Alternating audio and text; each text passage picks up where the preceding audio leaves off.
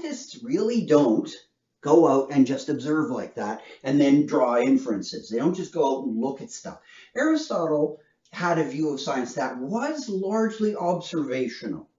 But when you hear news about science, if you go and you listen to reports and scientists making a discovery, it's rarely the case that it's scientists just went around looking at stuff and then happened to notice certain things, like, you know what, we looked at all these swans and we noticed, yeah, we kept looking, they were white, and and then after a while we just concluded, well, I guess they're all white. No, that's not really how it works. That's a very simplistic and quite actually an ancient view of science. Pay attention when you hear reports, if you're on the internet or whatever, you hear reports of a scientific breakthrough. It usually sounds something like, well, this particular observation or this particular experiment confirms something that we had speculated about, or it lends more support to a theory. Oh yeah, this stuff on gravitational waves of black holes, this is just another instance of further support for Einstein's general theory of relativity, something like that.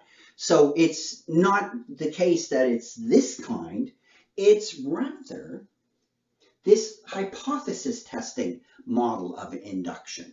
Now, let's have a look at a little bit of what we mean by hypothesis testing. In this case, the hypothesis, or the result tends to be after the process of induction, right? This one's a little different. In this case, what we do is we have to be careful that we're not being naive in our enumerations, right? So instead of just doing a simple observations and then trying to generalize, because first, you have to make sure that you're seeing the same thing, the same things are swans, and that all the conditions are set up that you can have confidence in your observations. That is a little bit different in the hypothesis testing model, and it goes something like this. In this case, think of when you're like for a doctor, right? Like a medical doctor. In this case, it would go, a hypothesis is put forward. So here, a hypothesis is put forward.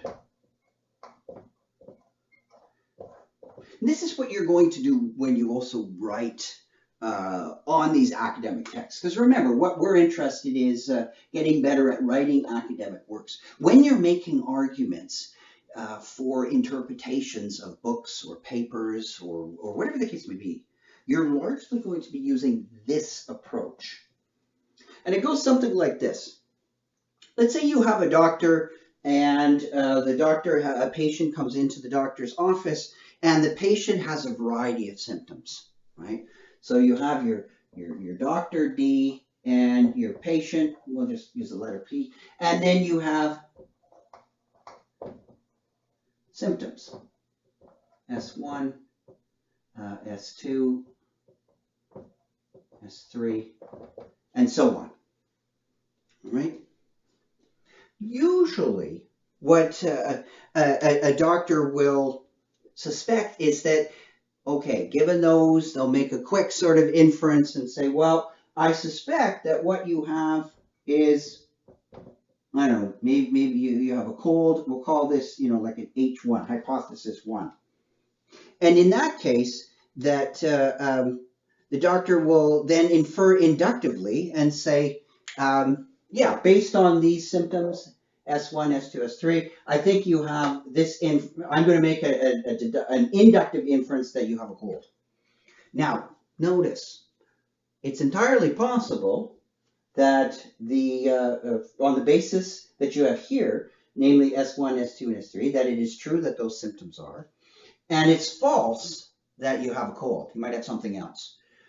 So, in other words, this isn't a valid argument, but there is some support, right? The doctor says, she might say, well, yeah, I've seen this a lot in people who tend to have the S1, S2, and S3. In my experience, is often it's a cold.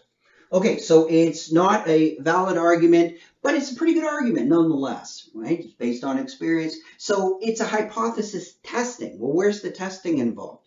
Well, then what a doctor might do is to say, well, okay, I'm going to do a test for something different based on my hypothesis. I might think that there is a, maybe there is an S4 that you have that I haven't seen yet, right?